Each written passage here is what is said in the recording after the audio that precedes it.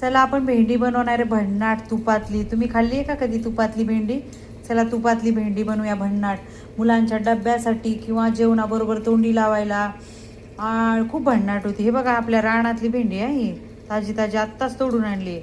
अशी बनवायची ना भन्नाट, बघितलं लय फ्रेश आहे. चला आता ही कट करून घेणार आहे मी, त्याचे गोल गोल असे कट करून घेणार आहे.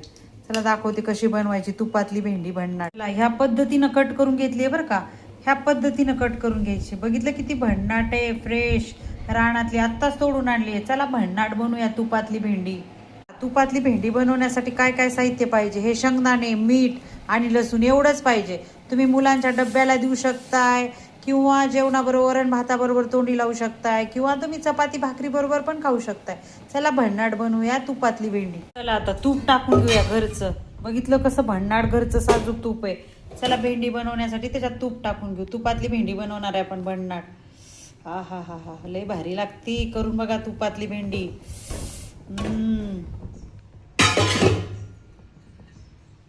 आता ह्याच्यामध्ये आपण ही भेंडी टाकून घेणार आहे. चला आता सगळी भेंडी टाकून घेतलेली आहे. मस्त ह्याला मस्त भाजून घ्यायची तुपामध्ये, छान भाजायची अशी. मस्त लागते तुपातली भेंडी. चला भन्नाट खाऊया तुपातली भेंडी. करून बघा.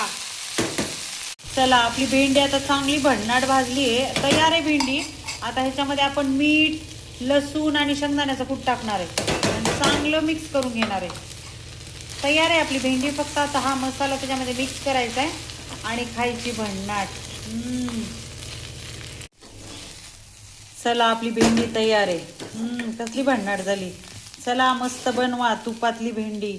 वाव किती भन्नाट झाली. या खायला. बघितलं किती मस्त आहे. करून बघा भन्नाट. चला मी खाणार आहे आता गरम गरम आपल्या शेतातली मस्त बनवली आहे तुपातली भेंडी. या खायला.